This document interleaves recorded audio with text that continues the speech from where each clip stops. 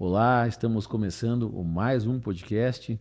Hoje temos um convidado aqui que é meu amigo, um cara muito especial, um cara que está sempre muito elegante, faz um trabalho social incrível também, é um empresário de sucesso, Rossano Zanchi. Seja bem-vindo. Valeu, Vitor. Obrigado aí pelo convite, pelo elegante. E estamos aí, né? Muito legal. Parabéns pela tua. Você sempre vem com umas inovações, né? E parabéns por mais esse podcast. Bem legal mesmo, né? Já acompanhei os outros que você já começou, né? Os outros convidados. Parabéns pro programa aí. Estamos aí. Obrigado. O Rossano, ele é proprietário de um dos negócios dele é a clínica Reviver em Ibicaré. Quantos anos já de clínica, Rossano? Ali estamos 27 anos já, Vitor. Começamos em 98, né? 27, 28 anos já, de Bicaré. E é uma clínica de recuperação, né? Não, ela começou em 98 como uma clínica de recuperação de dependentes químicos, né? Mas hoje não, hoje já virou um hospital psiquiátrico, né? Hoje ela é um hospital psiquiátrico mesmo, né? Hoje ela é de dependência química e transtornos, né? Ela não é mais dependência química somente, né? Saúde mental no geral. Geral, hoje já virou um hospital, né? Então, lá em 98 a gente chamava, até o nome de fantasia virou clínica até reviver, mas hoje é hospital especializado, hoje, né? Então, hoje você não tem mais hoje a opção foi essa já, né? Então a gente teve que acompanhar, né, o mercado e hoje estamos atendendo todos os transtornos já, né? Psiquiatria. Entendi. Rossano, eu sei dos teus outros negócios, foi dono de franquia, te conheci, a gente trabalhou junto em uma das tuas franquias, Uhum. sempre um cara muito empreendedor. Mas como é que foi, o Rossano antes da Clínica Reviver e como é que você chega nesse modelo de negócio? Vou abrir a clínica. Uhum.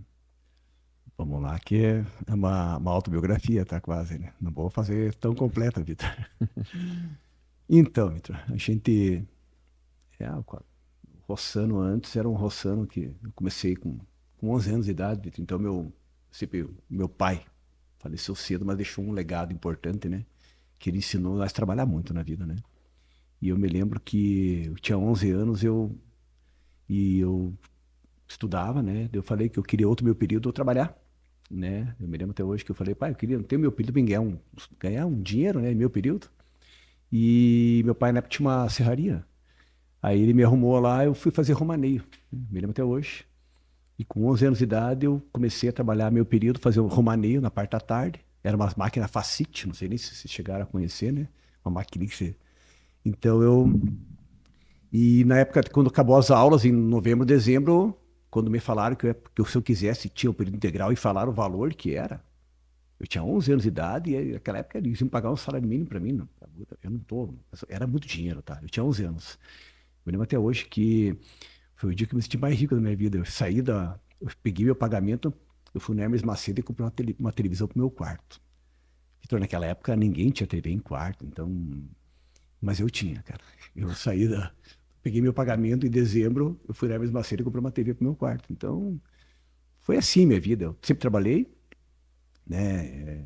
Foi um ensinamento né? Eu sempre digo que a maior faculdade da minha vida foi aprender a ganhar dinheiro, né? Então, isso começou uma vida assim. Eu cresci assim, fui trabalhando, estudei. Pode ter atrapalhado um pouco meus estudos em alguns períodos, sim. Ele atrapalhou um pouco porque eu não conseguia ser aquele aluno 8, aluno 8, nota 8, 9, 10. Eu nunca virei esse aluno, porque eu sempre trabalhei num período, né? E nunca era por obrigação de família, né? Eu, eu sentia necessidade disso. Aí fui indo e foi muito importante para mim e fui crescendo, né? Com 18, 19, eu já estava trabalhando num grupo, né? Numa empresa, já estava numa empresa muito grande trabalhando, não era mais da minha família, já estava em outro local trabalhando. E nessa época eu fui crescendo dentro de uma empresa, né? Então, recursos humanos, exportação, fiz custos lá, até gerenciar uma transportadora particular dos donos do grupo, né? E eu tinha 18, 19, Vitor. Então, eu cresci de uma maneira bem precoce, assim. E eu tô falando isso para mim chegar para chegar na clínica, tá? Só para você entender, né? E esse crescimento aí também me atrapalhou, né? Me atrapalhou porque o Rossano achou que podia fazer tudo, né? Foi onde eu errei na minha vida, Vitor. Onde eu cometi um erro, né?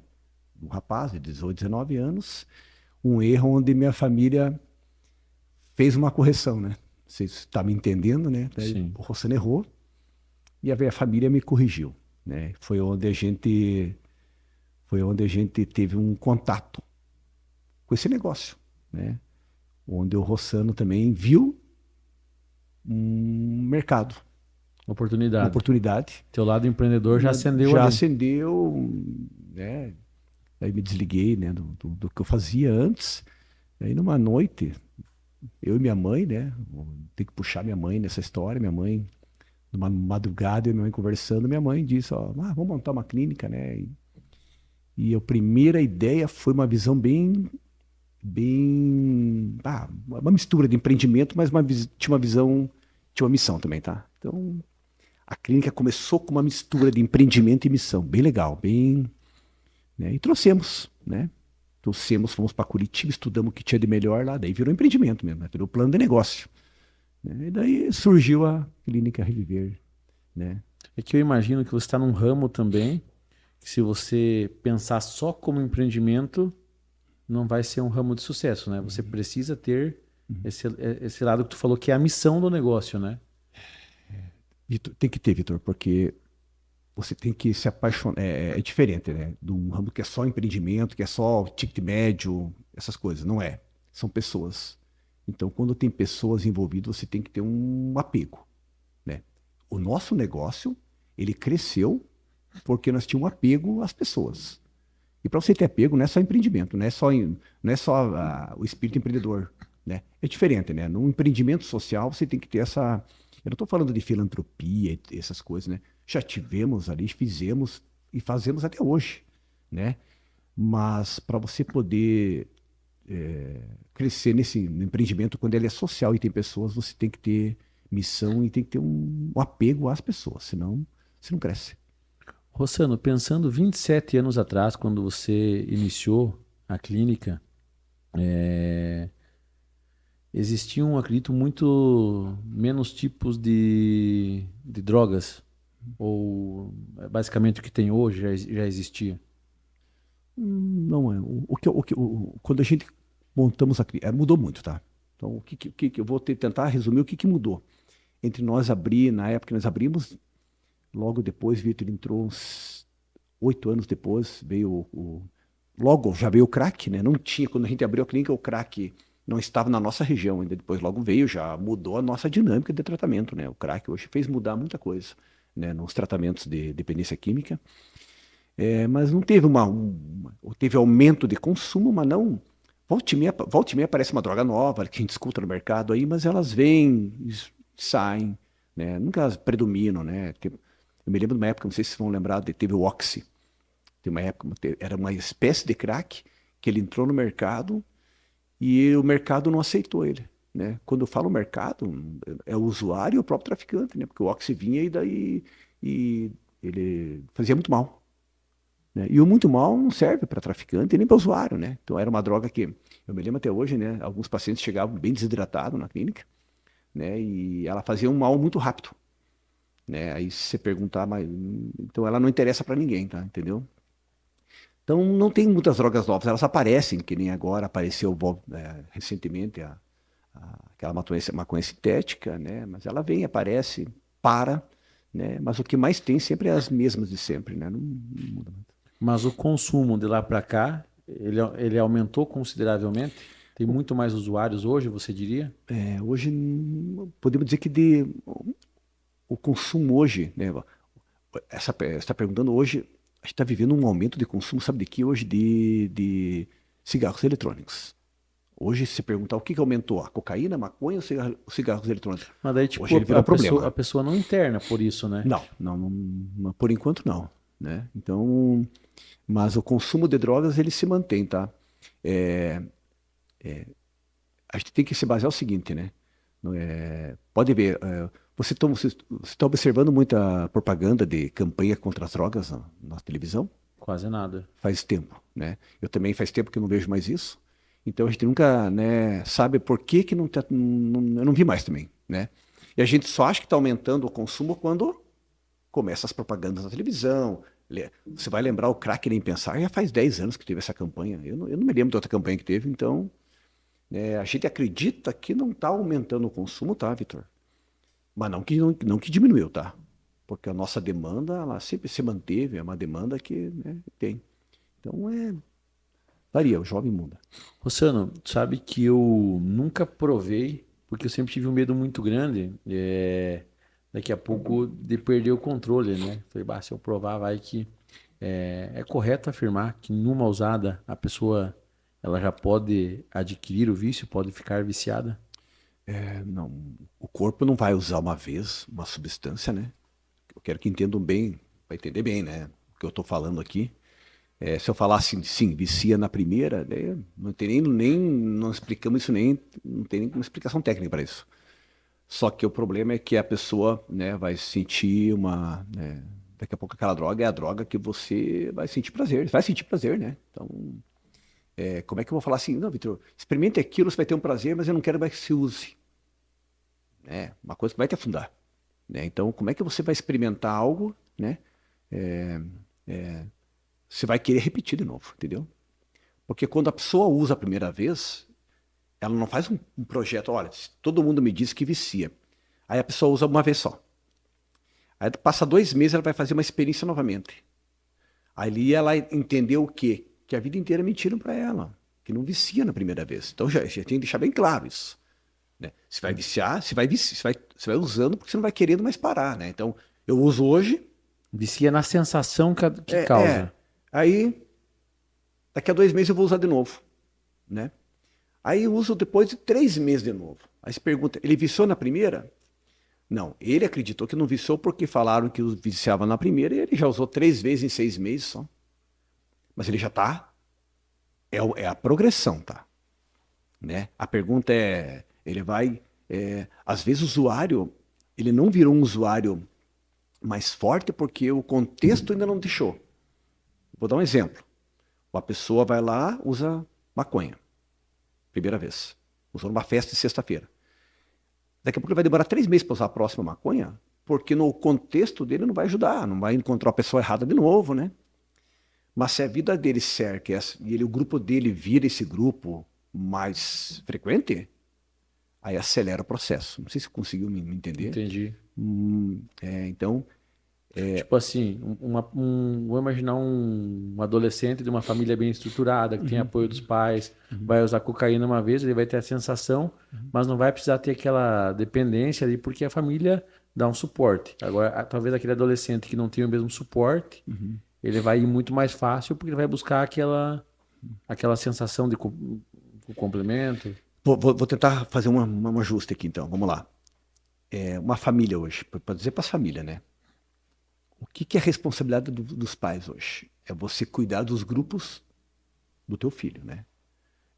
O teu filho está num grupo de proteção ou num grupo de risco? Vamos deixar bem. Então, você falou de família bem estruturada e não estruturada. Então, uma família estruturada hoje é aquela família que cuida do grupo do filho, né? O que é muito importante hoje é o teu filho está num grupo de uma rede de proteção ou uma rede de risco. Eu vou dar um exemplo assim. Meu filho tem 16, 15 anos, a minha filha tem 15 anos, e eu não sei quem são as amigas dela. Um exemplo. Eu não sou um pai que está cuidando do grupo de proteção da minha filha. A minha filha está saindo à noite e está voltando 2 da manhã e eu não sei com quem que ela veio. Nossa, eu sou culpado disso. A minha filha está crescendo num grupo de risco. Aí tu pergunta assim, Rossana, mas a tua filha foi criada, você educou muito bem ela. Independe disso agora? Não, não independe. Eu tenho que cuidar do grupo da minha filha. Nós somos os cuidadores disso. Tipo, o grupo que minha filha vai pertencer, né, são coisas que eu... Vai influenciar muito nas Vai decisões dela. influenciar, porque minha filha, os filhos da gente escutam a gente, são queridos, são educados, gostam dos pais, mas tem uma hora que eles começam a criar a identidade deles. E tem momento que, não, que eu tô na rua, tem momento que eles vão se identificar com a rua em alguma coisa. Aí, nós deixamos ele crescer num grupo de risco, eu tô no risco. É o grupo de risco. Então, meu filho vai ter mais acesso a fumar uma maconha a primeira vez, a cheirar uma cocaína a primeira vez, ou beber mais, né? Agora, se eu cuido de um grupo dos meus filhos, né? Os pais têm que se dedicar para isso. Você tem que cuidar do grupo do teu filho. Eu lembro, eu atendi, eu comecei a trabalhar contigo ali, a gente fez um trabalho no Bob faz uns 5, 6 anos, né? Uhum. Eu não lembro que idade tua filha tinha, mas me chamou muito a atenção um dia, ele falou, eu tenho que ir pegar minha filha e tal. Uhum. Eu falei, cara, manda uma mensagem. Ele falou, não tem celular ainda. Uhum. Sim. Você me falou, não tem celular ainda porque a gente não permite, a gente monitora e tal. Cara, e aquilo me chamou a atenção, porque ela já tem uma idade, Uhum. na época, tinha uma idade na época, que as pessoas geralmente, que as crianças já têm Uhum. o contato com o celular, né? Já tem o Sim. celular. Sim. E, cara, me chamou muito a atenção. Eu falei, É, a gente tenta, né? Outra coisa que é muito importante é a bebida antes beber antes dos 18. É, eu não tive essa oportunidade de vir eu não vim dessa cultura, né? Eu sou de uma cultura que os bisavô bebia, que ensinou o avô, que ensinou o pai, e me ensinaram que podia beber de menor. Hoje, a gente colocou lá na minha casa, assim, meu filho, até os 18, não podia beber. Não era uma opção, né? Porque não pode beber, é proibido. E muitas pessoas acham que a proibição é por causa porque a pessoa não tem juízo, não é, porque até antes dos 18 não pode beber, né? A pessoa tem formação cerebral, outras coisas. E o meu filho foi tomar uma cerveja com 19 anos de idade. O que que eu estou fazendo com meus filhos? Eu estou colocando eles em grupo de proteção, quando eu faço isso com meus filhos. Se os pacientes que estão na clínica hoje, pegar todos os dependentes químicos que estão lá hoje, vamos colocar que temos 15 rapazes de 25 anos de usuário de cocaína e maconha. Se esses meninos não tivessem bebido antes dos 18, eles não estavam lá hoje. Entendeu? Então, são coisas bem importantes. e dentro das experiências, enquanto clínica, crack é a pior droga de se lidar, de se trabalhar? Ó, é claro que é o tempo de consumo crack. Vamos supor, um usuário de crack, de 5 anos de crack. Pô, você pega ele com comprometimento, né, psicológico pior, né? É nesse quesito que ela é pior. Porque com o tempo, uns 5 anos de um consumo de crack, a pessoa já vem com algumas dificuldades, né? Cognitivo. Então, é nesse quesito que ela muda, né? Eu não tô, essa cadeia essa hierarquia de qual que é a pior droga, a gente quebra muito, né? A gente não, a gente quebra muito essa, né? Porque nós temos usuários ali a pior droga é aquela que você usa. Nós temos essa convicção. Tipo, usuário de maconha, fuma maconha há 20 anos fumando maconha, né? Então o dano, a pior droga dele é a maconha. Então se ele fala, não, mas o crack, não, você não fuma crack. A pior droga tua é a maconha. Então, a lesão que a maconha vai causar com 20 anos de uso, né? Então, nesse quesito, claro, o crack tem uma lesão, ele caminha um pouco mais rápido, né? Mas depende do organismo, né? Então, a gente costuma dizer que não há uma escada de drogas hoje. Tipo, a mais fraca para mais forte. Depende da pessoa que está Não, usando. nós sempre falamos assim, né? É que cada droga, Vitor, ela é muito boa no que faz, né? Tipo, a maconha, ela é psicose, álcool, demência, é, cada uma é boa no que faz, então cada um tem atinge uma coisa diferente do cérebro, então não dá para misturá-las, entendeu? Dizer assim, ó, qual que é mais forte? Tem aquelas com poder destrutivo mais rápido, mas não quer dizer que é mais difícil sair dela, né? Eu não estou colocando heroína na história, que não é o nosso problema hoje, tá? Nós não temos, né? Heroína é aquela A que o cara heroína esquenta, nos filmes o cara esquenta a numa heroína colher e é, coloca numa a heroína é, seringa. a heroína nós não temos esse problema hoje aqui, né? A heroína é uma droga que ela é muito cara, né? Que bom, né? Não tem acesso, né? Não tem, então essa sim, essa tá num padrão de dependência muito forte, tá? Mas não é o nosso, nós não temos esse caso. Então estamos falando aqui de crack, maconha e cocaína. Entendi. Rossano, em termos de recuperação,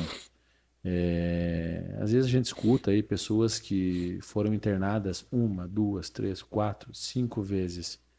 É, é correto dizer que talvez há pessoas que não vai ter uma recuperação, vai precisar ser vigiado a vida inteira, vai precisar. Sim. O percentual de recuperação hoje da nossa instituição ali, a gente mede, né? A gente faz todos os é, pesquisa e medimos o nosso índice, né? Nós temos que conhecer o nosso índice, não. Quando a gente diz, é o empreendimento. Nós temos que ter números e a gente tem que saber quanto que a gente recupera hoje, né? Então, hoje a média de recuperação está em torno de 53% ali. E sim, Vitor, tem os casos de pacientes que interna 10, 15, 20 vezes, tá? É, e a gente trabalha muito com a equipe isso, tá? Porque nós temos uma equipe grande lá e, as pessoas, e a saúde mental ela frustra, né? Então a gente tem que a ensinar a equipe a não se frustrar, porque você não tem, imagina, 53% dá certo. Para a instituição, para nós é um número muito grande, né? Mas para as pessoas novas que vão entrando na nossa clínica, lá, os profissionais novos, eles veem metade dando errado, né? Então é um número grande para quem, para ser errado, né? Então a gente trabalha que nós temos que ter alguns pacientes, Vitor, nós vamos assistir a decadência dele mesmo, né? E isso não deixa de ser uma grande ajuda, né? Tem pacientes nossos lá que internaram 15, 20 vezes e eles voltam para nós, né? Daí tem algumas pessoas da equipe, ele continua voltando. O que nós estamos fazendo por eles? Não, nós estamos, né? A gente chama de decadência assistida, né?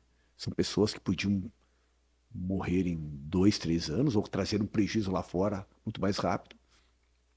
E a única coisa que a gente faz é fazer uma redução de dano, desacelerar isso. Se a pessoa durar 10, 15 anos, né?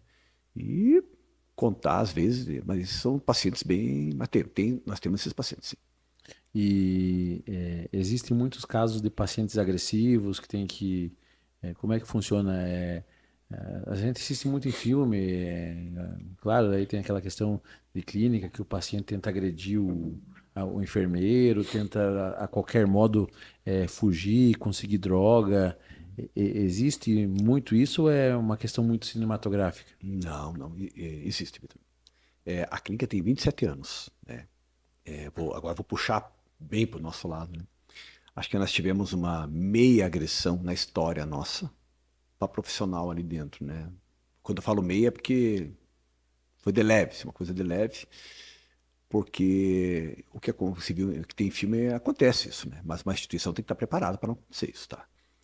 Tem agressividade? Tem. Mas tem que ter estrutura, né? Porque nós vamos receber esses pacientes agressivos, né?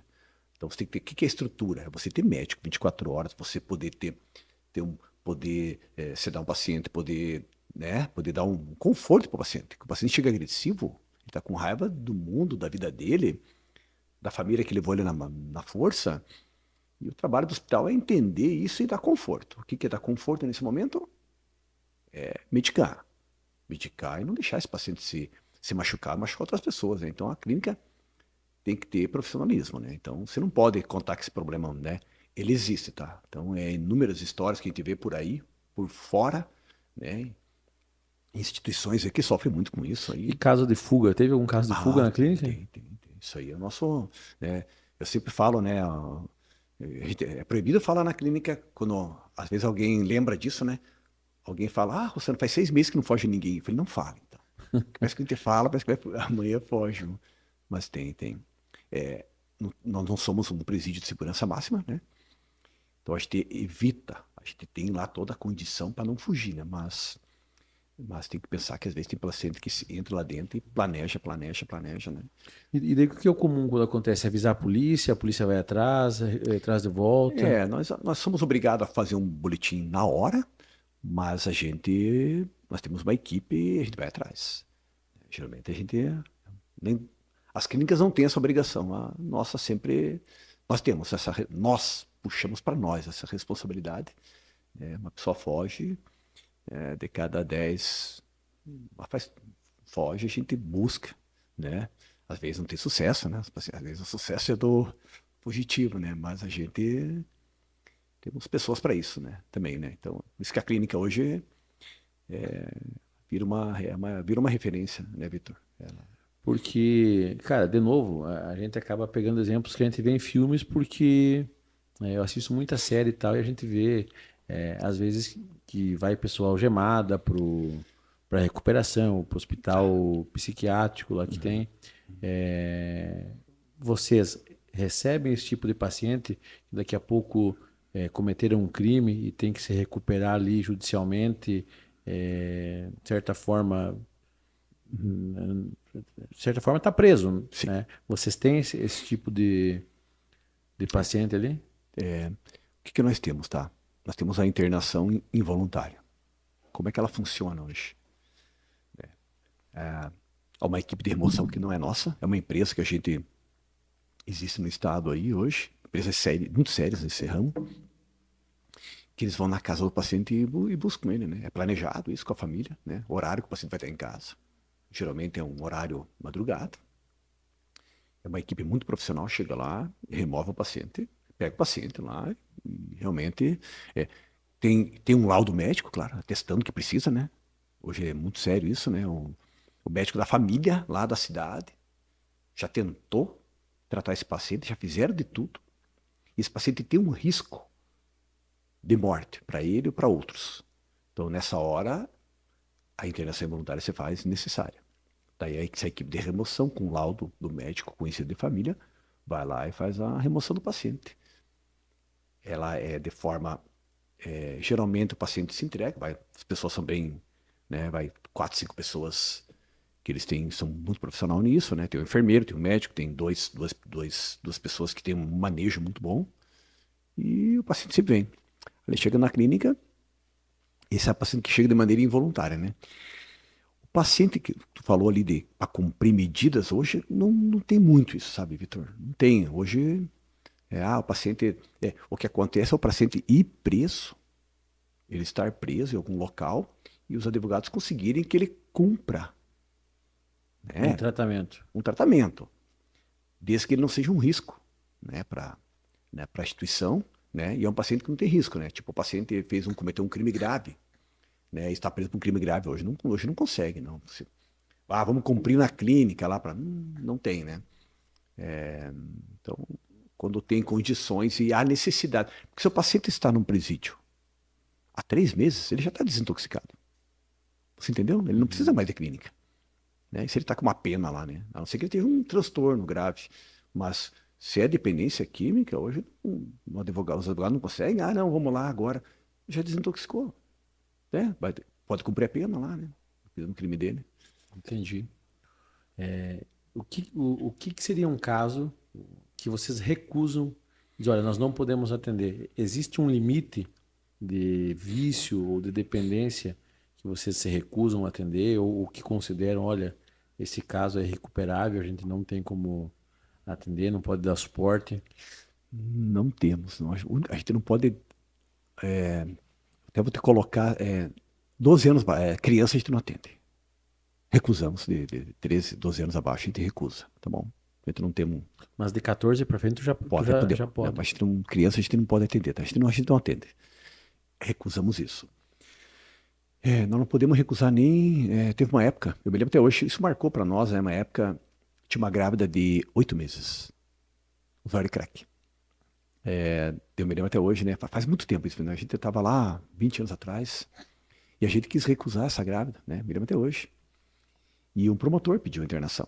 Aí nós mandamos uma carta, assim, toda, explicando o risco que tinha na clínica, né? 8 meses, né? Grávida. Nós, imagina a situação que devia, né? A gestante devia estar. Ela era de longe, tá? E a gente fez uma recusa, assim, por uma carta, assim, explicando para um promotor. Daí veio uma. Aí o promotor contou uma história para nós, assim. Daí a gente entendeu. Até hoje a gente não. Ele falou, tá, então quer dizer que aqui na rua ela não tem risco. Então vocês acham que ela tem risco com vocês e na rua, então vamos deixar ela na rua que é menos risco, então? É isso que vocês acham? Que ela deve ficar aqui na rua. Então, sabe o que a gente entendeu, sabe o quê? Que era melhor ela correr o risco conosco. Tinha um risco? Tinha. Conosco, internamos ela, corremos o risco, né? Mas é um risco que. Mas quais que eram os riscos que vocês avaliavam que ela poderia ter? Porque era uma grávida, 8 meses, mas pensava, imagina, vai perder o nenê, não podemos dar para medicar, tem todo um cuidado de medicação, né? Eu tô falando de 20 anos atrás, né? E nós tentamos recusar essa paciente, né? Daí, deixa eu entender que a gente não... Nesse dia, a gente entendeu que não pode recusar ninguém mais. Nós não podemos recusar. Nós não podemos recusar. Nós recusamos pela idade, 12 anos, né?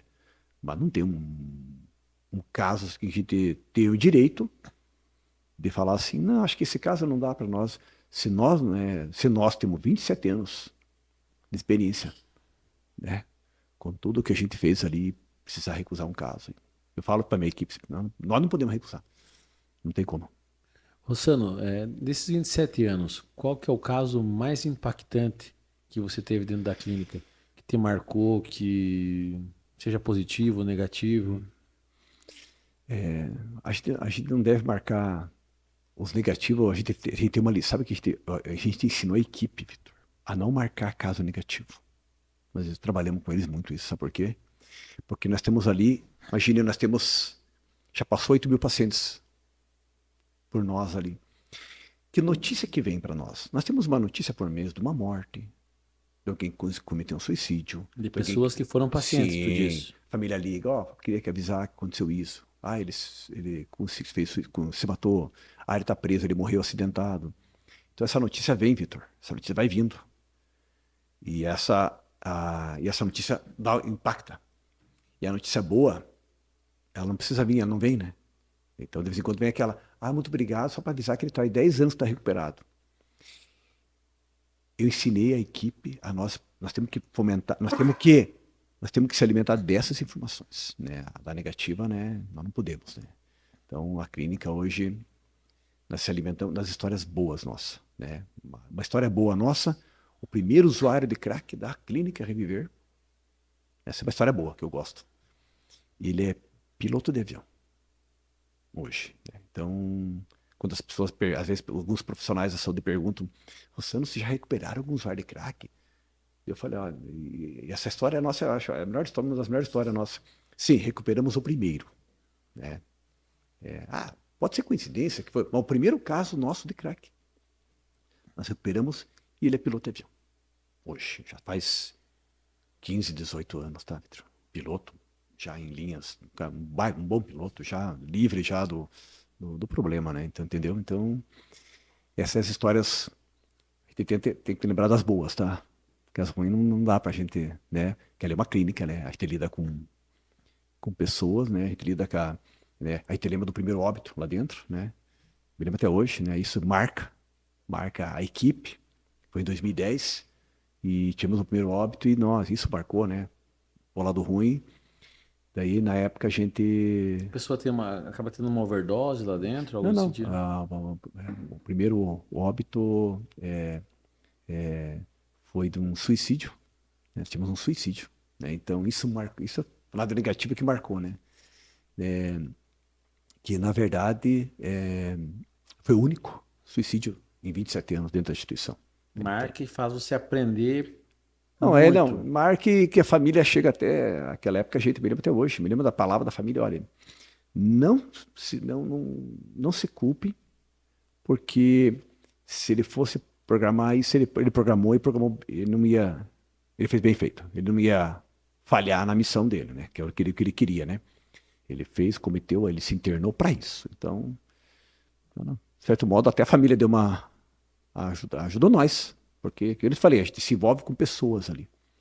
Então, isso foi em 2010, me lembro até hoje, e isso foi nossa primeira notícia muito ruim. Esse primeiro impacto nosso, assim, que deu aquela, assim, será que vale a pena continuar nisso, sabe? Foi a primeira vez na minha história ali de clínica que impactou de verdade, assim, sabe? Então, mas a gente já passou por cima disso, né? Então, eu sempre falo para a equipe, né?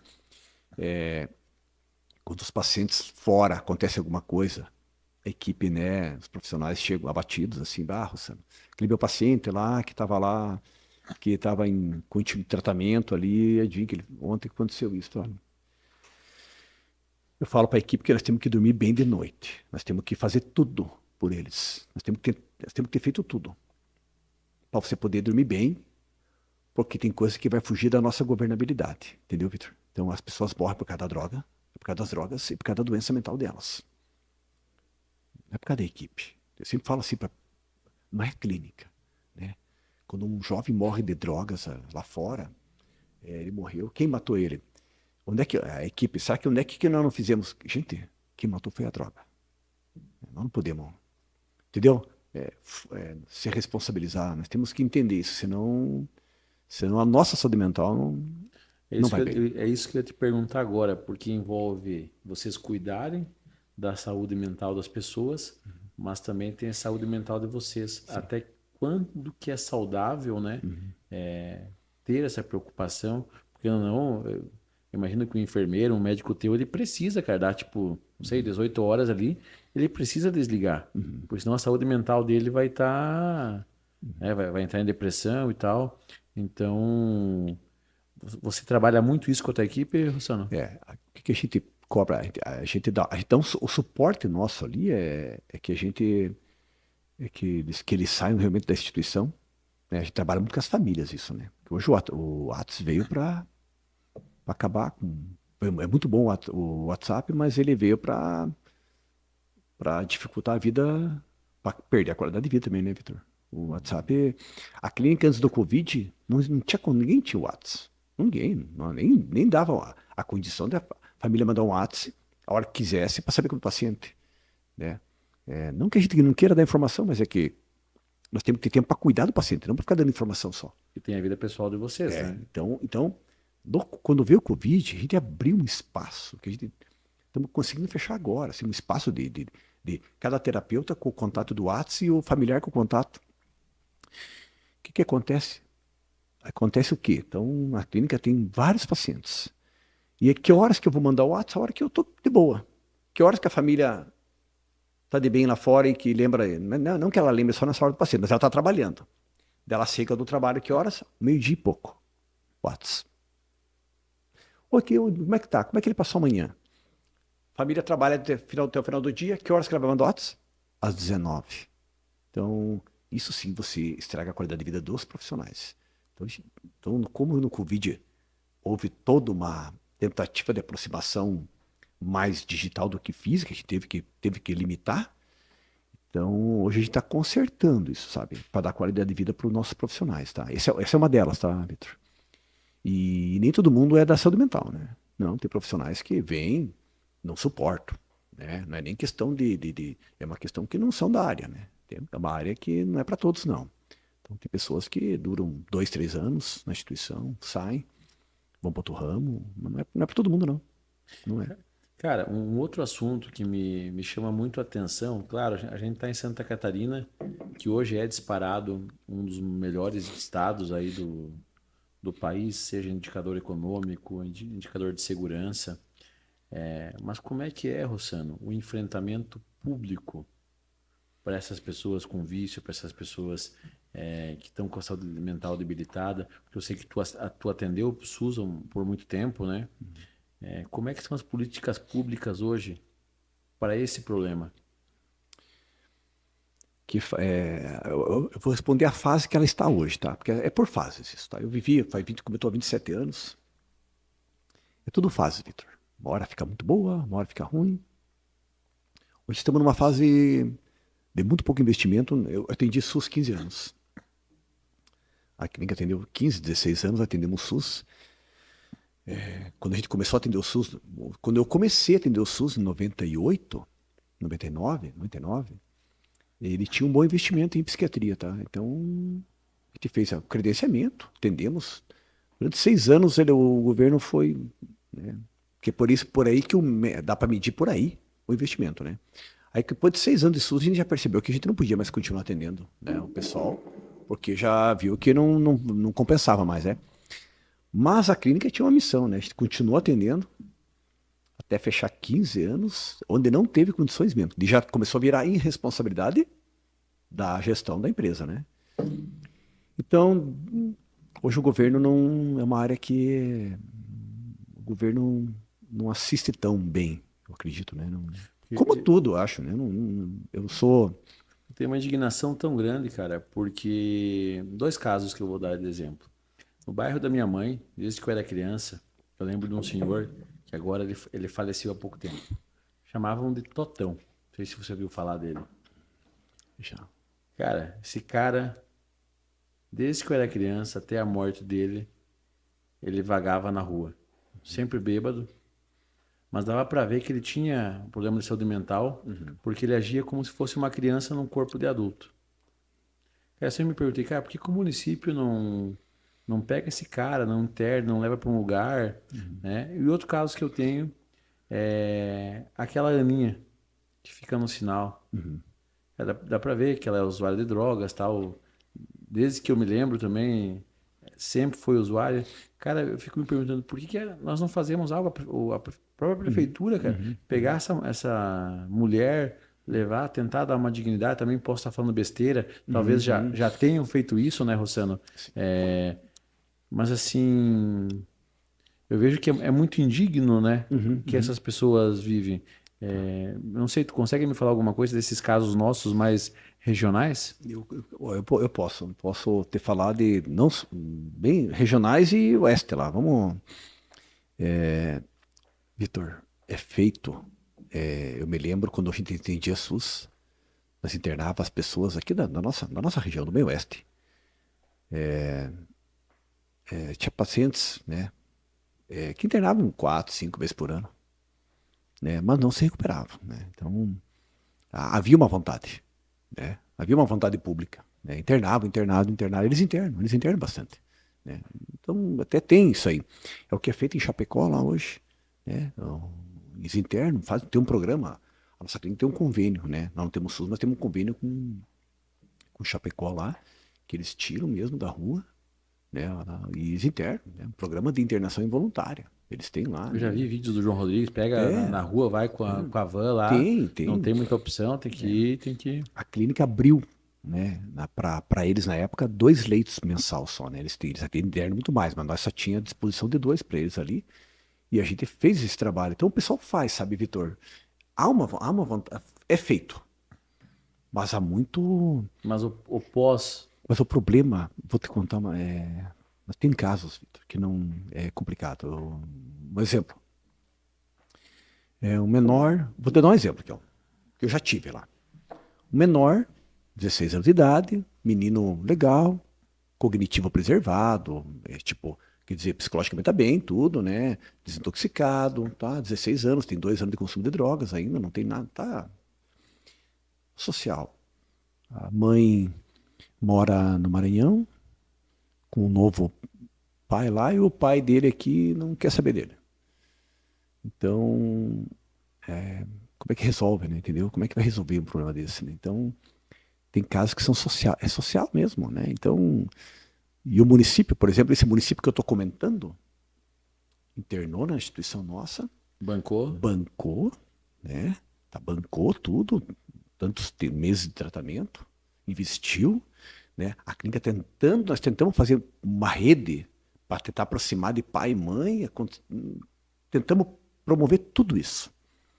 Conseguimos ter um êxito de 20% na parte social dele, mas é uma parte social que não consegue mais. Então, você imagina você ter 16 anos de idade. Imagina, eu sou velho, cara. Me sinto, às vezes, uma vez por semana, a gente se sente rejeitado, abandonado por qualquer situação nossa. Imagina você ter 16 anos e você não tem ninguém que te gosta. Não é que ninguém, na tua cabeça, assim, ó, esse mundo não me quer. Então, você tem que começar a pensar assim, ó, ele tem 16 hoje, mas pode ser o próximo.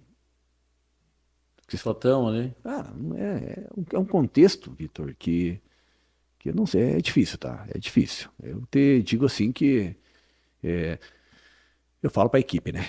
Sempre que eu tenho um caso muito complicado na instituição nossa, um caso assim desse, quando o social tá agravado. Recente hoje, tu diz? Tá, sempre tem um caso desse. Esse caso que eu tô colocando agora, eu falei que é um caso recente, de agora, tá? É um caso que nós estamos tentando tudo lá. O que eu falei agora é um caso de agora, desse momento lá. Que eu botei a equipe, que a equipe tem que, vamos achar a solução. Mas tá difícil, tá? Então, mas o setor público está fazendo, entendeu? Estão fazendo, a prefeitura está pagando. Né? Agora estamos fazendo as redes lá trabalharem lá, né? Os CRAS, os CAPs lá do município, localizar a família, ou ele volta para o Maranhão. Então nós estamos fazendo essa parte, né? Que a mãe vai ter que vir. É difícil. Então, é que eu vejo Eu vejo um lado que eles até chegam a fazer, tá? Tem casos sociais aí que é... Dependeria da família fazer a outra parte, né? Não Tem. tem essa. Você imagina que toda quinta, hoje, na quinta lá, tem um programa de família semanal lá na clínica, e as famílias vão toda quinta lá, passam a tarde toda, para nós tentar um êxito. Então se imagine, né? O paciente tá lá, a clínica, a família vai lá na quinta, fica lá a tarde toda, e para nós poder tratar a família para ter êxito. E já é difícil. Então você imagine alguém que não vai ninguém lá. Ninguém se recupera sozinho. É difícil. Então, tem que ter um apoio familiar, né? Sim. Então, e tem família que... As famílias dizem assim, ó, Rossano, e a nossa família é desestruturada, e daí como é que foi? Será que é por isso que ele começou? Eu falei, agora não interessa mais. O que interessa agora é nós criar uma estrutura. Né? Se os pais são separados, cada um foi para um canto, e agora o filho está ali. Agora eu preciso entender, né? Precisamos entender, fazer um contexto novo aí. Como? Não sei, mas sozinho não pode morar. Né? Então tem muitos casos que vão assim ali. Tem pessoas que moram sozinhas, são bacanas, moram sozinhas, mas não vão recuperar sozinho. Luciano, nós estamos vivendo um assunto que para mim já é saúde pública. Tenho visto diferentes matérias todo dia de tragédias que tem causado. A gente tem falado em alguns podcasts sobre isso, que são as bets, as apostas online. É um vício aí que eu acompanho. Tem destruído famílias porque pai perdendo todo o dinheiro da família, as crianças passando necessidade, vi assassinato em família por conta de vício. Está comprovado, nós temos um vício. Esse vício, ele cabe em internamento e tu vê que ele é um vício tão prejudicial quanto o das drogas?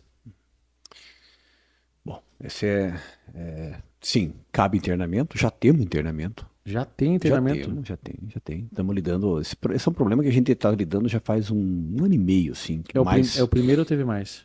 Não, nós tem mais internamento. Não, já teve. Nós já temos. Nós tivemos alguns internamentos, não muitos ainda, né? Estamos tratando de forma ambulatorial ainda, tá? Alguns casos a gente consegue ambulatorialmente, que é sem internação. Em alguns casos a gente tem que tirar do meio mesmo, tem que isolar, né? Fazer o isolamento do paciente mesmo, porque já virou ele já está com comorbidade, né? Então, é que às vezes não é só o jogo, né? Às vezes ele é um dependente de jogo, mas tem comorbidade junto. Tem algo associado, uma dependência, já tem uma doença, tem um transtorno, tá? E daí nós temos que identificar o quê? Esse paciente viciou no jogo, né? Mas ele tem algum transtorno, né? Então, quando chega para nós lá, eles não têm só o dependência de jogo. Tem uma outra comorbidade, uma impulsividade. Então, ele é um caso mais complexo, tá? Não é só, conheceu o joguinho e foi. Não, ele tem um caso mais complexo. É doença considerada... Nós já vimos tudo ali, tá? Qualquer valor que se imaginar, a gente já viu. A gente já teve contato, assim, de problemas, né? Se falar aí hoje, já tivemos o cara que perdeu o salário dele, né? Que ganhava 2.900 e perdeu 2.000, né? No sábado, né? Como já temos o paciente agora que, quando a família descobriu, ele perdeu 500 mil. Caramba. E já temos o paciente de contato que, quando a família descobriu, né? Não tô nem aumentando números, tá? Já perdeu 9 milhões. Então nós já temos todas as... Qualquer valor que você quiser já tem. Já temos de perdas. Rossano, e esse... Não sei se eu falo viciado, se é correto usar a palavra viciado. Esse dependente. Uhum. É tipo um caso da pandemia, é algo novo, surgiu recente. Uhum. Cara, como é que foi? O cara ele vai por conta própria ou ele reluta porque, tipo, eu vejo que o cara com vício em jogo é mais difícil talvez ele admitir do que um vício em droga, né? Cara, como é que é? Esse cara ele vai ou tem que ser meio... Vitor, olha só, olha que problema, tá? Então, qual que é o vestígio de um dependente de jogo? O que acontece? Quando a família descobre, o problema do jogo, o que é droga. Eu não estou minimizando drogas agora, por favor, né? Vamos lá.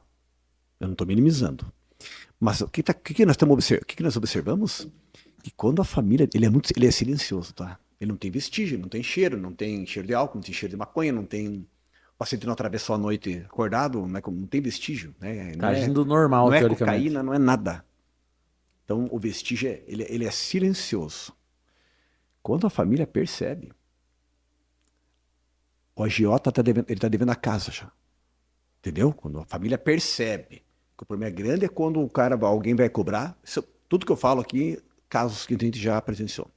É quando a pessoa já deve 520 mil lá, que o agiota já emprestou, que a família tinha posses, né? Vai perder a casa, vai perder o apartamento.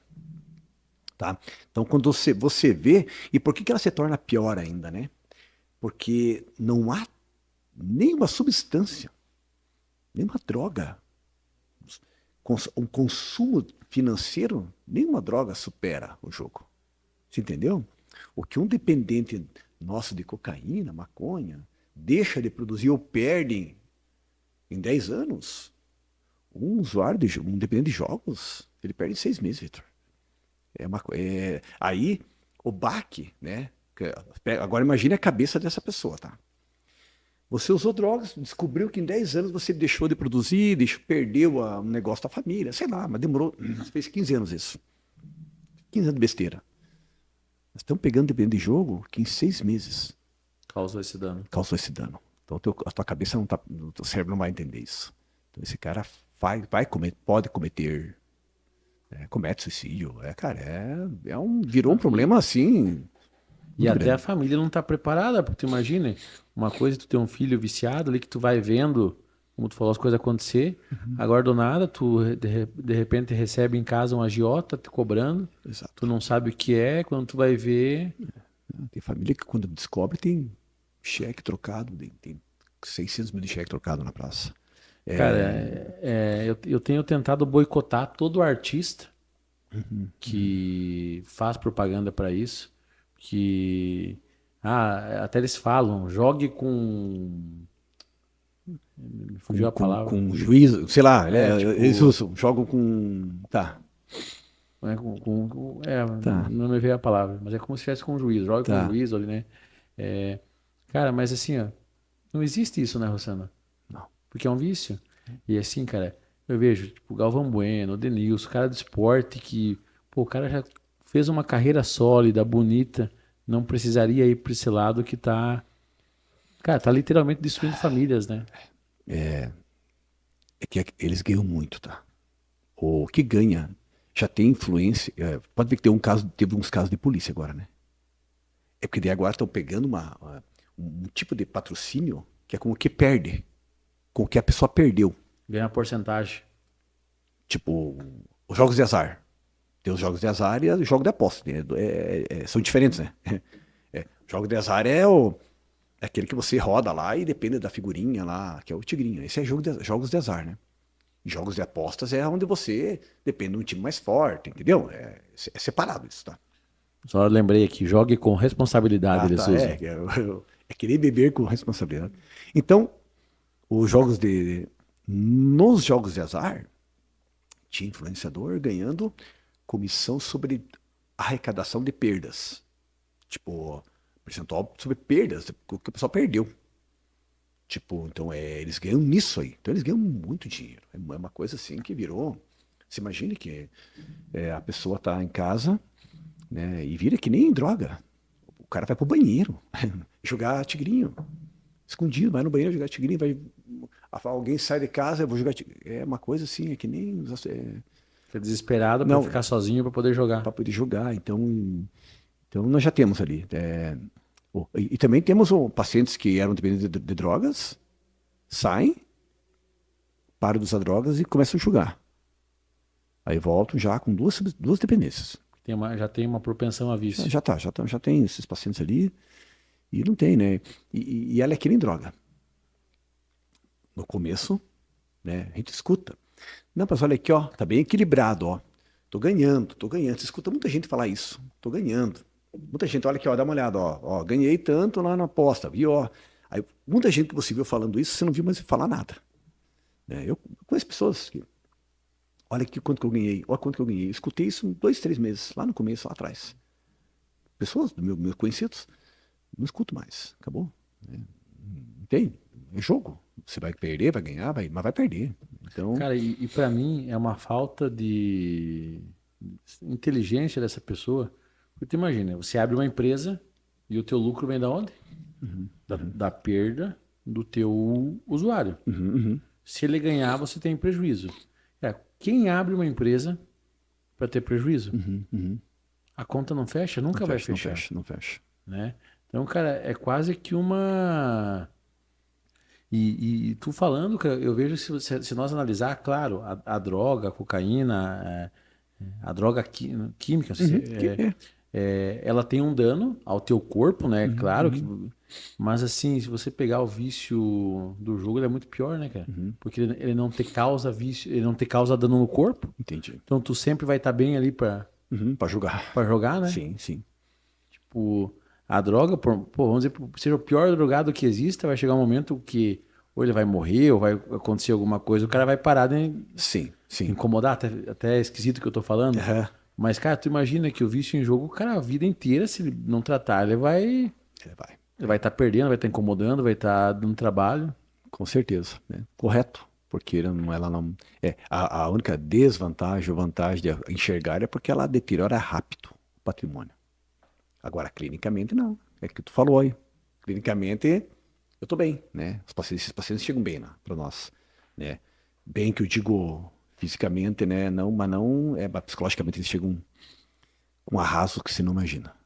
Só que o psicológico deles chega, não é um arraso que, tu imagine, você perdeu 10 mil no fim de semana, daí você tem chance de arrumar esse 10 mil na madrugada de segunda. Porque não para, né? As plataformas não param, é 24 horas. Aí você consegue arrumar R$ 1.000, R$ 500. Opa, arrumei 500, peguei lá. Agora eu vou tentar o 10. Se eu ganhar, eu devolvo os 500. Perco de novo. Cara, é 24 horas, né? Foi uma invenção, assim, é diabólico isso, né? E realmente eles patrocinam tudo hoje. É muito Cara, dinheiro. se tu pegar, eu acho que grande parte das quadrilhas do tráfico estão indo para esse meio. Cara, é legalizado, Sim. de certa forma é uma droga legalizada, né? Com um ganho muito maior do que o químico, porque você não tem um produto que você tem que entregar para o teu cliente, É digital, né? é digital. É rápido, né? E, Fácil. e assim, nós estávamos conversando com o Bruno e com o Marco, os advogados aqui que participaram do podcast, que é triste saber que você não vê uma luz nesse caminho, porque é algo muito difícil de regulamentar e se percebe que eles nem querem, né, Rossano? Até essa parte de regulamento, não tô vendo isso, né? Você não vê. Pelo contrário, né? Eu estava vendo hoje o, a Bet vai patrocinar o Flamengo agora. Né? Imagine, vai patrocinar. Surgiu hoje o comentário: 220 milhões na camisa do Flamengo. Então você imagina, para um ano, né? Então só cresce. Uma coisa muito grande, né? Eu coloquei R$ 200 isso na Sportbet. Quando recém abriu ela lá, eu botei R$ 200 no final do Mundial do Palmeiras e Chelsea. Estavam uns amigos nossos lá. Daí ninguém tinha abrir a conta, eu botei 200. Foi meus R$ 200 que eu gastei no Sportbet. Era na conta da Sportbet, foi meus R$ 200 que eu perdi nisso. Que eu programei. Vou perder para conhecer. E acabou, né? Nunca mais perdi Não um ganhou centavo. nada. Não, nem me lembro. Mas eu perdi, né? Naquele dia do Palmeiras e Chelsea até ganharam. Foi ganho, né? Mas depois eu não sei, já foi apostado, mas eram os 200 que eu ia perder. Mas foi algo ali planejado entre Aumentei, amigos não. e tal, num ambiente controlado. Não. Eu botei e falei, ó, eu não gosto de jogo. Eu botei, coloquei R$ 200 e ficou. Foi meus 200 foi um Pix que eu perdi, né? Faz uns 3, 4. O Mundial do Palmeiras foi a única vez que eu, na minha vida. Mas na minha volta eu vejo, o pessoal aposta, né? Mas a gente sempre avisa, né? Sempre, quando o pessoal me manda ali, ó, só quanto eu ganhei, eu falei, não, você vai perder. Eu falo, você vai perder. Ah, que legal. Ah, não, mas olha aqui, olha, mas olha, agora é só fazer. Mas se eu fazer assim o quádruplo, o triplo, eu não sei como é que é, eu não entendo muito disso. Roçando daí vai dar certo. Não sei. Problema, não sei. Rossano, mas agora falar um pouquinho do teu lado empreendedor. Eu sei que você é um cara que investe aí Uhum, em diversas áreas, tem investimento no litoral, comprou com o nosso amigo Jacó, estávamos falando uhum, dele ali no, uhum, no início. Um abraço, Jacó, que participou do segundo podcast. É, como é que é gerenciar a clínica? uhum, Como é que você concilia hoje família, gestão? Você tem pessoas lá que te dão suporte? É profissional a parte administrativa da clínica? Você uhum, sempre apostou em sistema, em controle? Eu vejo que tu fala muito de indicador, uhum, número. Tu acha uhum. fundamental isso para o negócio dar certo?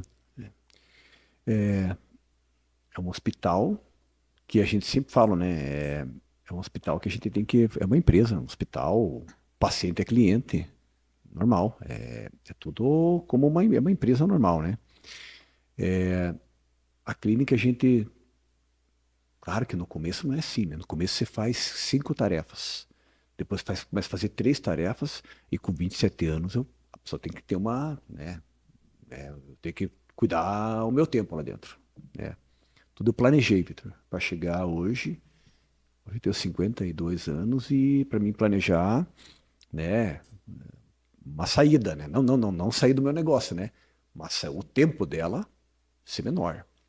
Então é tudo administração, é tudo profissional, tudo cada vez descentralizando tudo, né?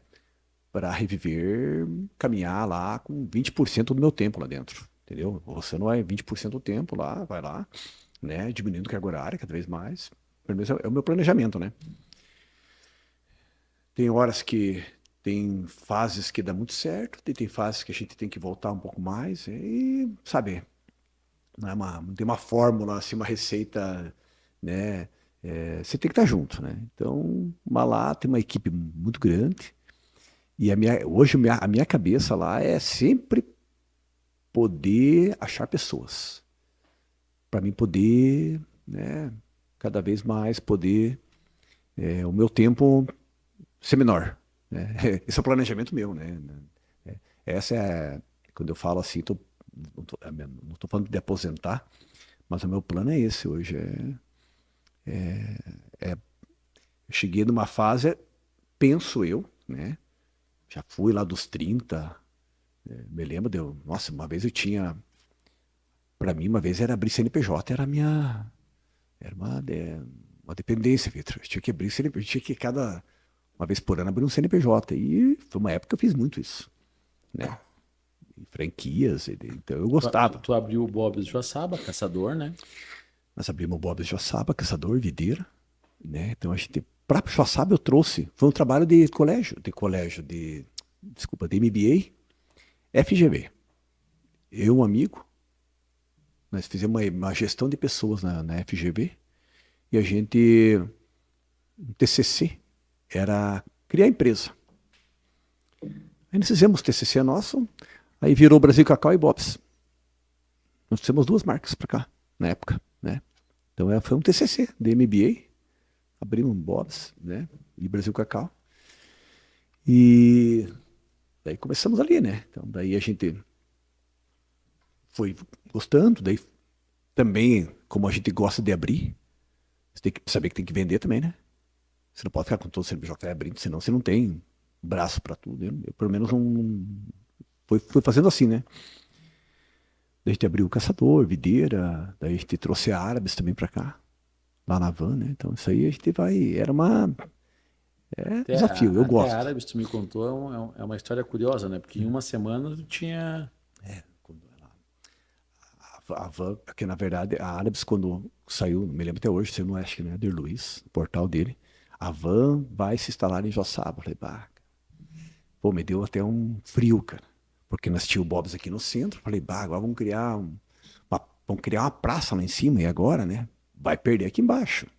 Porque vai vir um ponto lá em cima. Me lembro até hoje, era meia-noite, eu tava. Era 1 da manhã, eu tava me cadastrando na. Eu já tinha estudado ali. lá em casa que eu tinha estudado já que as Havan não tinham Bobs, mas todas tinham árabes. Aí, pô, tem alguma coisa, né? Árabes, eu me lembro que vários, era Subway, árabes e um café. Subs, o Subway, árabes e café. Várias delas. Aí de noite fui lá, me credenciei na Árabes. Me cadastrei minha esposa até, porque eu já era franqueado do Bob's. Daí no outro dia, a marca já ligou pra nós, né? E eu já liguei pra Van, né? Pra dizer que vocês queriam ter a Árabes lá dentro, né? Não, você já é credenciado, já é conveniente, já é, né, franqueado. Falei, já tô virando. E uma semana nós estava já, cara, franqueado da Árabes, né? Mas também com o Bob's lá dentro, que era a intenção nossa na época, né? Daí coloquei Árabes e conseguimos um ponto do Bob's lá. Né? É o mercado, né? Porque ia acabar atrapalhando o centro um pouco, né? Fim de semana, né? Então, foi mais. Criamos mais uma marca. A gente tinha um pique bom, cara. O negócio era abrir CNPJ e vendendo. CNPJ. E vendemos, né? Vendemos também o Bob's agora, né? Faz um ano atrás. Né? Então, vamos. A projeção foi essa sempre, né? Ou seja, o lado empreendedor nunca pode dormir, né, Rossano? Não. Porque tu imagina, se você, a hora que você vê no site do Eder Luiz ali, deixa quieto, não vai atrás, com certeza alguém tinha pegado três Ô, passos. Vitor, quando o Deavan colocou a placa na cidade, aí sim, tinha 60 inscrições para a praça de alimentação. Mas quando a Van botou a placa na cidade, Você já estava há muito já tinha, tempo não, já. já tinha, a praça já estava pronta, já fazia 2 meses. Já estava tudo certo já, né? Que ia ter o café de alguém, lá o birbal de alguém, a árabe de alguém, já estava tudo certo, não tinha mais espaço. Daí só começou a se inscrever, né? Mas daí já acabou, né? Já era tarde. Não, isso aí não existe. Quando vai pra, né? De sair no site ali, eu já me achei, quando você não é, daí eu falei, meu Deus, o que que eu não tô sabendo, né? Já me senti ali, já tô atrasado. Mas deu tempo de tudo, deu tempo, deu tempo. Porque tu fala muito, 52 anos, né? Já está pensando em começar a reduzir um pouco o teu ritmo, né? Mas assim, hoje a gente vê muito, principalmente na internet, essa turma coach e tal, que vende um negócio que, o cara com 20, 30 anos vai abrir um negócio, cara, pode se dar o luxo de não ir para a empresa, de não correr atrás. Cara, tu vê que é possível, no início do negócio, o cara ter essa flexibilidade de tempo, de, de não precisar estar na empresa, de achar que consegue delegar 100% no início da Reviver. Era possível fazer isso? Tu vê que era possível? Não, hoje eu falo que não. Tudo que eu assisti na minha vida, quando eu tinha meus 30 e poucos anos, eu assisti algumas pessoas que falavam, que faziam isso. E eu tinha uma inveja, sabe? Sério, eu conheci, eu tenho duas pessoas assim na minha vida que eu conheci e que abriram vários negócios. Tinham minha idade na época. Não, eu não preciso. Não, eu sei tudo, sei tudo. Eu não preciso estar lá. Negócios novos, como o meu era negócio novo. Eu me lembro até hoje. Daí eu falava, que inveja, né? Eles são competentes, cara. Eu não sou. Eu sou obrigado a estar todo dia, estar toda hora. Que bom, né? Que pena. Não consegui essa receita, Vitor. Eu não consegui. Só que daí o filme não tinha acabado, né? Daí o filme não veio, né? Nenhum dos dois, né? Fecharam os negócios, não deu certo, né? Então, não é assim que funciona. Eu não vejo isso. Entendeu? É, você tem que ter pra você chegar num patamar desse, né? Você tem que ter uma estrutura muito grande, mas não quando você começa. Isso não existe. Eu não vejo. Não consigo dessa forma. Hoje, após 27 anos, você pode se dar o luxo Ah, porque você preparou pessoas, né? Vitor, nós tínhamos uma oportunidade, eu tive o ano passado, o ano retrasado. Nós ia abrir uma unidade em Florianópolis. Estava meio certo, meio tudo muito fácil para nós, para mim, né? Com o meu conhecimento hoje. E muito fácil. Eu ia comprar uma unidade que tinha lá, uma clínica que foi minha concorrente há muito tempo. Daí eles me ligaram, fui para lá, mas ia comprar lá. E com toda a minha experiência hoje, e com algumas peças que eu ia deslocar para lá, né, pessoas, né, eu ia ter que, ia perder um pouco aqui, jogar para lá, Mas era uma unidade lá, né? Nós ia tentar fazer do tamanho da nossa. E sabe por que eu não. Tava tudo certo, mas eu decidi outra coisa. Né? Falei com a minha família, eu perguntei o que nós precisamos. Né? Daí né, ia mudar a vida nossa. Podia mudar. Né? A nível de empreendedor, nós ia dobrar tudo. Podemos dobrar, podemos. Nossa, dá para. Bem interessante. O que ia acontecer? E uma clínica lá em Floripa, então, pá, ia ser bem. Mas daí eu decidi outra coisa. Eu decidi que eu queria ficar em Joaçaba e jogar tênis, jogar paddle, o dia que eu quiser, o dia que eu quero, entendeu? No horário comercial. Cara, foi uma decisão minha. Tem coisas que a gente tem que decidir e não se arrepender, né? Mas eu agora, com 50 anos, eu poderia pensar montar a estrutura fora. Mas não me vejo, eu com 30 anos, né? Eu me lembro que comecei uma faculdade de psicologia uma época, Vitor. Eu com a clínica lá, vim fazer faculdade de psicologia. Daí, fazia Arapiraca de manhã, né? Ia fechar a clínica. Não dava. Eu não fazendo faculdade e a clínica fugindo. A clínica começando, sem chance. Até porque vamos usar o exemplo do Bob's, né? Uhum. Que por mais que seja franquia, é um negócio que se você não conseguisse estar ali de olho, Uhum. cara, por mais que é franquia, precisa ter um acompanhamento, né? Uhum. O Bob's, com certeza a gente alcançou sempre os 70% dele. Por causa do teu tempo no negócio. Né? Eu sempre digo assim. Sabe o que me diz? Até, Vitor, eu tava numa convenção do Bob's, era 70 anos do Bob's, lá no Rio de Janeiro. Aí eu fui lá, eu ia cada 3 anos, eu ia numa convenção deles. E tinha uma palestra do Bernardinho. Você me chamou a atenção, né? O Bernardinho disse, aquele dia eu fui sorteado uma camisa de vôlei, eu que ganhei ainda. Tava lá, galera, eu ganhei uma camisa do Bernardinho. Ele falou assim, você só é bom no que faz depois de 10 mil horas. Ou 10 anos ou 10 mil horas. Uma coisa, ele quis comparar esses dois. Ele fez uma comparação com um atleta olímpico, que o pessoal fica xingando, por que não levou aquele cara que é bom? Ele quis dar uma comparação, você só é bom depois de 10 mil horas no que você faz, você nunca vai ficar bom no começo. O que ele queria dizer? Que vocês que estão nessa marca, vocês têm que ficar focados nesse negócio de vocês. Né? Vocês têm que, se vocês não têm 10 mil horas, você não é bom, você só vai ser bom com 10 mil horas e ponto final. Então aproveite. Nessa hora, Vitor, eu pensei, eu não estava, porque o meu tempo no Bob, você sabe, eu nunca tive um tempo no Bob, eu não tenho, eu não tive tempo. Então, eu tinha muitas mil horas, aonde? Na minha clínica. Lá eu tinha 50 mil horas. E do Bob's, que eu tinha uma energia lá, mas lá eu tinha o quê? 1.000 horas de Bob's. Eu fiz uma conta bem preguiçosa. Eu lá na convenção falei, que eu tô perdendo tempo? Querendo um novo negócio, que eu não consigo, eu vou meia hora por dia nele. Quando é que vai dar 10 mil horas se eu vou meia hora por dia, Vitor? Quando é que vai... Então, resumindo, eu falei para minha esposa, nós ficamos bons no Bob's depois de 15 anos. Olha só, por causa do nosso tempo que nós dedicava. Você não fica bom rápido. Então, não sei se você está me entendendo. Aquele dia eu decidi, eu voltei da convenção, a convenção era do Bob's, mas eu voltei da convenção decidido a só dedicar o meu tempo aonde? Aonde eu era bom. Na clínica. Aquele dia eu nunca mais falei para minha esposa, é teu. Não vou mais gastar energia. Vou gastar energia onde? Onde eu sou bom.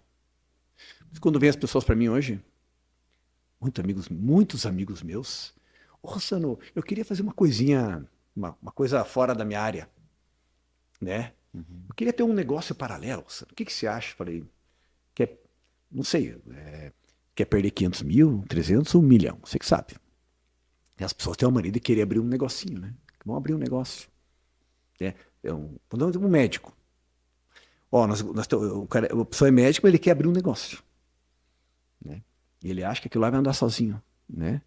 Então, você sabe, nós temos muitas experiências. Os médicos eles vão lá, ou qualquer profissional, vamos abrir um negócio porque a gente quer ter um outro negócio. Perde, vai perder. Até porque é bonito falar que tem um negócio, tá na moda ser empresário, tá na moda ser investidor. Então todo mundo quer, mas é isso que tu falou. Não avalia o risco de você não se dedicar o 100%. Vitor, eu falo, daí quando a pessoa teima um pouco mais comigo, eu falo assim, calma aí. Então você acha que o Bob's, os primeiros 4 anos de Bob's, quem que bancou? Não foi o Bob's, né? Não foi. Fui eu, foi a clínica. Por quê? Porque a gente não tinha conhecimento do negócio. Né? É que nem você abrir uma loja de roupa. Vamos abrir uma loja de roupa amanhã. Eu vou quebrar, não tem. Ou eu vou ficar bom com a loja de roupa daqui a 10 mil horas. Até lá, filho, até lá eu perdi muito dinheiro. Então, eu sempre digo, fique naquilo que você é bom. Né? Fique naquilo que você é bom. Fique naquilo que você é bom. Não vá. Senão você desperdiça energia. Né? Eu fiz isso. Vim lá, nunca mais dei atenção. Não, atenção que eu digo, nunca mais dei, nunca mais me desgastei mesmo. E foquei no meu negócio, lá onde eu era bom mesmo. Onde eu estava, tinha ficado bom já. Então é assim que funciona. As minhas marcas foi assim, né? Mas toda a experiência valeu, tá? Toda ela. Não, você aprendeu Nossa. por conta dessas. Fosse essa conversão do Bob, te deu uma outra visão ali de. O Bernardinho me abriu o olho lá. E era para abrir, era para ser uma coisa positiva pro Bob's, né? Aham. Aquele dia eu decidi, né? Nunca vou abrir mais nada, não vou mais abrir. Não. Tem que parar. Vou cuidar, vou abrir mais uma clínica. Cara, Então. mas foi positivo pro Bob's. Por quê? Tu acabou de me falar que pela talvez tua falta de dedicação ali, tu sempre trabalhou com 70%. Talvez quando tu vendeu, a pessoa que assumiu Sim. tá no 100%. Então, foi bom pros dois lados, né? Nós explicamos para ela, né? Quando a gente foi que o negócio a gente vender, aí as pessoas perguntam, né? Que não foi isso só que eu vendi, né? Eu vendi árvores, eu vendi loja de paleta, eu trabalhei com, nós vendemos picolé fora. Quando lançaram aquele Los Paleteiros, eu fui o segundo franqueado aqui de Santa Catarina, né? Na verdade, no Brasil eles tiveram 10, 12 franqueados que fizeram toda a expansão, né? E eu fui um deles. Ele também, foi toda uma... eu também vendi operação daquela, e a gente quando vende uma operação, todo mundo fala assim, você tá vendendo é porque tá ruim. Tem muita gente que acha que o cara que tá vendendo é porque tá dando... Eu falei, não. Você vende um negócio que tá indo bem. Essa foi sempre a nossa ideia. Sabe? Eu me lembro até... porque esse mundo do empreendedor, ele dá volta, Vitor. Você não vende um negócio ruim. Se você é um empreendedor de verdade, cara, você vai vender um negócio. Você quer vender um negócio no mercado? Tem um negócio que é bom. É um negócio que tá dando lucro. Né? Você não tem que vender um negócio ali, vou lá, tá quase dando errado, agora vou vender. Tinha uma loja minha, nós tínhamos uma loja no Blumenau dos paleteiros lá. Porque os paleteiros foi uma coisa assim rápida, né? Não sei se você lembra disso. Muito rápido, Cara, muito rápido. Foi um case de sucesso absurdo, tá? Foi uma coisa assim. E nós sabia tudo, né? Os franqueados sabiam que era 3 anos de exploração só e deu. Lojas de shopping, mas 3 anos de exploração.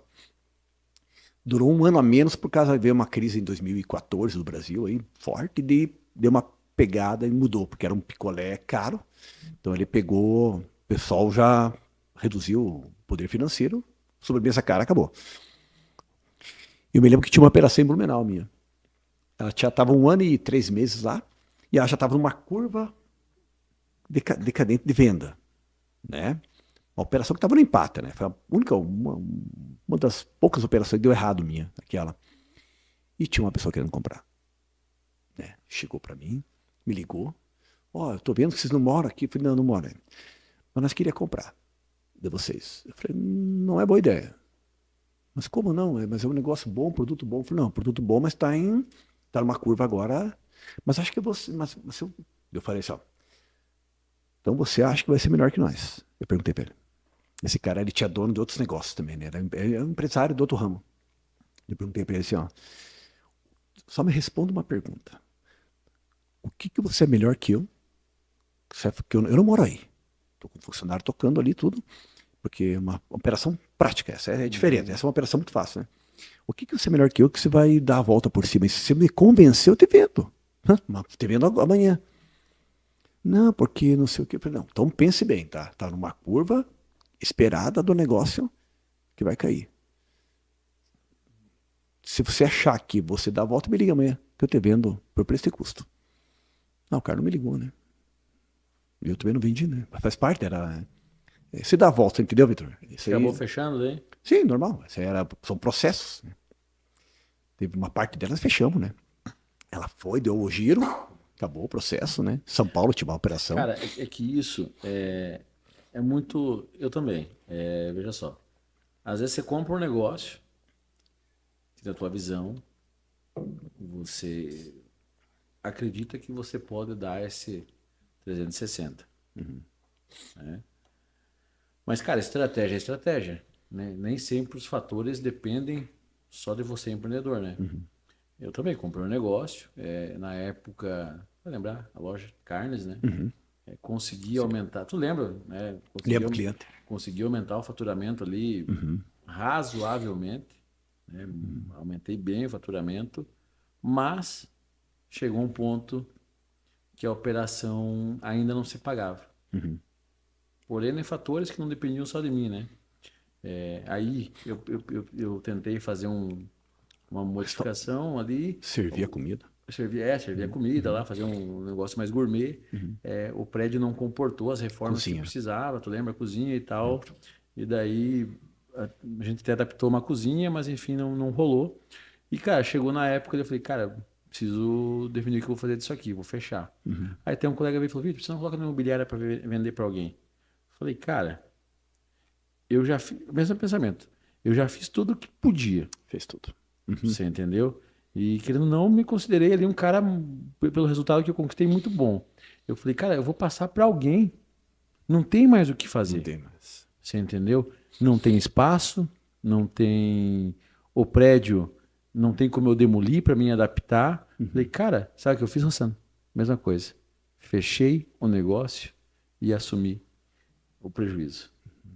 Cara, isso que você falou aqui para mim foi top, porque nem sempre o bom empreendedor é entender que tem que entender também a hora de parar e de não querer passar alguma coisa ruim para alguém, né? Sim. Aí que tá. Você tem que. Tem hora que você tem que realizar, acabou. Né? Eu vou te dar um exemplo. Vou te dar um exemplo aqui que foi uma coisa assim, foi bem forte esse. Voltando nos picolé lá. Tá? Então ali a gente teve uma operação que a gente colocou. Em São Paulo nós abrimos duas operações. Né? Então nós tínhamos em Floripa, né? No Iguatemi, no Itaguaçu, no Blumenau. Em Santa Catarina aqui. Por isso que o case é de sucesso, porque essas operações se pagaram em 4 meses. Imagine só, você abre um negócio, né? Me lembro que o Iguatemi a gente abriu um negócio e E me tira uma dúvida, eu lembro que eles não escondiam essa informação, né, o franqueador. Eles falavam, eu lembro que saiu uma matéria, eles falavam pro franqueado que o negócio era para tanto tempo, né? tempo não, 3 anos. Era 3 anos de mercado para depois virar um distribuidor. Porque era uma exploração, era um momento, né? Esse produto aí eu descobri lá, eu estava lá em Balneário, eles abriram uma loja de conceito lá, eu me lembro até hoje. E a minha sogra disse, vamos lá, vamos comer um picolé novo que tem aí. Eu falei, nossa, picolé, aqui que eu vou caminhar para picolé. Foi junto com a família, para não ser, fomos juntos lá, chegamos lá, uma fila. Era ali na Brasil, uma fila para picolé. Eu não pode isso, não vou na fila para comprar picolé. Minha família foi. Daí foram lá, compraram, vieram com os picolézão grande. Aí mordi, falei, nossa, recheado com leite, com doce de leite. Aí um outro com meu filho, morango com leite condensado. Falei, cara, eu mordi, falei, o que é isso? Fui pra fila. Mas fui pra fila pra comprar e catar alguma informação eu tinha que pegar, né? Porque me deu aquela inveja absurda, né? Falei, que é isso, cara? Aí eu na fila vi o quê?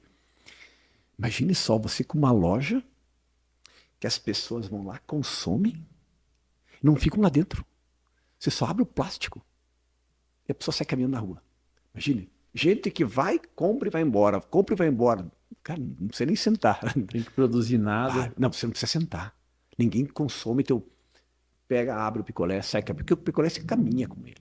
Ninguém fica sentado com o picolé. Você vai caminhando, você gosta. Cara, não parava aquilo de fui, fiquei na fila, fui no caixa. Cheguei no caixa.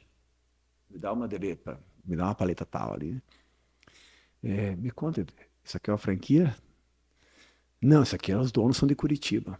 Mas eles querem abrir mais loja? Parece que é uma ideia deles, não sei, tem um contato. Daí me deram um contato lá. Daí foi uma guerra. Pra você entrar, aí eu virei, aí foi que nem... Aí tive entrevista de emprego, cara, tinha um processo para escolher franqueado, assim, que eles sabiam que eles iam explodir. Eles tinham que pegar as pessoas certas para explosão. Que ser rápido. Gente dinâmica rápida, gente que abre 3 lojas em 20 dias. Aproveitar aquele momento. Selecionaram.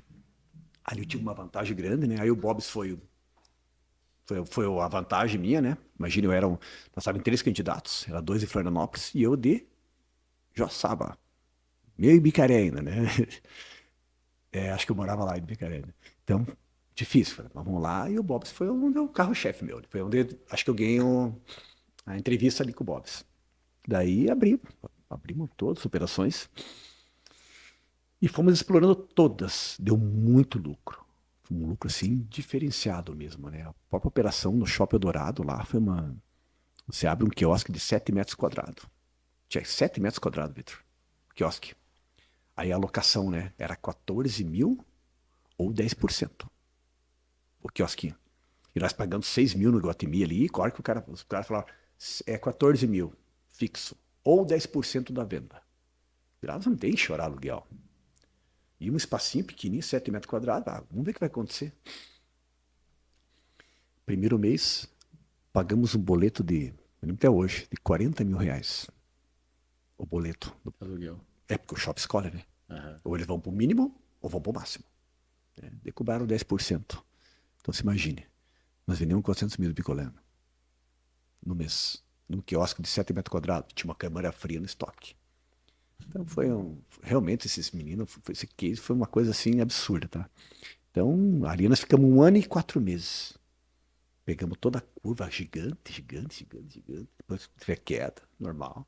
Ali do 1 ano e meio no Dourado. Ali foi lindo, né? Essa é a história que a gente gosta de contar e se exibir, né? Mas tem a história ruim também, tá? Daí abrimos Interlagos, né?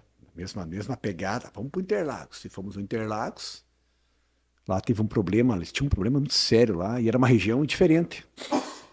Aí que entra você não conhecer a cidade, né? Interlagos é uma região diferente de São Paulo. Para nós aqui, o nome é bonito, Interlagos, legal, não, nada a ver.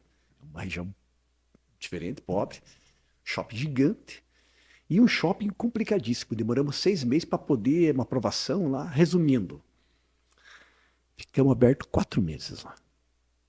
Nós fechamos correndo para realizar o prejuízo mais rápido, né? Porque lá a locação era uma sala lá. Lá era 19 mil de aluguel numa sala. Então lá nós tivemos que realizar rápido o prejuízo, entendeu? Uhum. Tudo, da obra, funcionário, tudo. Realizamos rapidinho, saímos do negócio. Isso, sem chorar. Não deu. Realiza rápido, né? Executa, acabou, paga a multa pro shopping. É que não existe só acerto, né, Rossano? Não tem. Não existe. Quem conta só acerto tá mentindo. Não. É muito dinâmico o negócio, né? O cara quer contar a história boa, né? Quer contar que ganhou na bolsa, que ganhou tantos por cento, mas não é, cara. A gente é feito de... a gente cresce com a história ruim. A história ruim que dá, né? A gente, quando montou a clínica... se você me perguntar aqui, e daí, Rossano, escolheu certinho a cidade? Então, se você fazer essa pergunta, imagina, eu tinha 22, 23 anos. O plano de negócio que o Rossano fez na época, não fez. Não. Aí escolheu Bicaré por quê? Era o aluguel mais barato na época. Porque foi onde o prefeito na época quis dar. Então, resumindo, escolhemos... o negócio deu certo na cidade errada. Hoje eu falo isso. Adoramos a cidade. Estamos no local mais certo hoje. Mas paguei a conta. Paguei uma conta durante 4, 5 anos de estar no lugar errado. Entendeu? Porque você até ganhar um nome, você numa cidade pequena. Hoje você fez ser o lugar certo, né? Fez. Hoje eu falo, quando eu falo assim, né? Você fala assim, então vamos... O pessoal me procura muito. Você queremos montar A última foi. Não vou dar a cidade, senão vai ficar muito chato. A última foi, queriam montar um hospital geriátrico numa cidadezinha pequena. Ô, Samuel, lá é legal, tem um espaço bonito, não sei o que, lá é legal. Você, o que que você acha? Falei, vamos, ajuda nós a montar lá. Falei, mas por que numa cidade dessa de 6 mil habitantes? Não dá. Né? Então não dá, tem coisa que não dá, tem coisa que não é. Ah, porque não vai ter os habitantes daquela cidade. Não é por isso. Mas até alguém acreditar. Vou falar um exemplo assim, né? Até alguém acreditar que uma clínica em Bicaré era boa, você entende? Uhum. Então você imagina lá no começo, a clínica nova, e as pessoas falam assim, ó, tem uma clínica em Bicaré que é muito boa. Não, não pode, né? Então você escuta uma pessoa falar, você tem que escutar umas 10 falar. Hoje nós não vivemos mais isso. Hoje Bicaré, hoje a nossa clínica, graças a Deus, é uma referência hoje. Então hoje as pessoas buscam nós. Mas imagine quanto tempo eu demorei para alguém falar assim, não, é muito bom lá. Não, aquele lá, uma clínica lá naquela cidade de 3 mil habitantes é muito boa. Não é, entendeu? Então, como é que é? É uma escolha errada hoje, uma cidade que. Hoje, qual a vantagem que nós temos hoje? Todas as famílias gostam de tirar suas cidades. E para uma cidade escondida, né? Tranquilo. Eu não tenho paciente de Bicaré hoje. Então, minha clínica acolhe todos, né? Tipo, se você mora em Chapecó, você não quer internar dentro de Chapecó teu paciente. Então, então, entendeu? Hoje Bicaré virou o local certo, né? Mas na época, a escolha errada. Eu apanhei, nós sofremos. Rossano, quero te agradecer. Foi muito bacana a conversa. Até a gente vai ter que marcar de novo, porque, cara, eu acho que eu conversei metade do que eu gostaria com você. A gente começou a conversar e começou a surgir mais assuntos, mas tem o tempo, né? Tá bom. Então, te agradecer que você deixe tua mensagem aí para quem nos segue, né? Ô, Vitor, queria dizer que valeu, muito obrigado por estar aqui, né? Muito bom o bate-papo, né? Eu nem sei quanto tempo passou, eu foi bastante, acho. Mas é muito obrigado, parabéns pelo teu programa, né? E o que você precisar aí, né? Sucesso. Já é sucesso aí, Vitor, para você, merece. Você é um cara, uma pessoa diferenciada, eu acho, tá? Então, queremos desejar que dê tudo certo aí e estamos aí sempre, né? E muito obrigado pelo convite. Eu que agradeço, e ainda bem que você citou o nome do Éder Luiz, porque eu sempre esqueço de falar que o podcast é gravado no estúdio do portal Éder Luiz. E esse podcast é um oferecimento de Encore Consultoria e The Office Workspace. The Office Workspace são espaços compartilhados no centro de Joaçaba. Você que tem dúvidas de iniciar a tua empresa, iniciar o teu negócio, sei que é difícil. Então ali você vai ter espaços com valores super acessíveis, livre de internet, luz, água, condomínio, para que você realmente consiga ser mais profissional e ter a cultura, porque trabalhar em casa é muito difícil, né, Sim, Rossano? sim, Então com você certeza. precisa ter um espaço. E em Core Consultoria, não tenho dúvida que é a melhor solução aí para a tua empresa, principalmente no momento que a gente tem um mercado com recessão, que você precisa, de repente, pensar com uma visão estratégica diferente, pensar novos horizontes. Então, não tenho dúvida que essas são as melhores soluções para você. Tem o link na nossa descrição e até a próxima.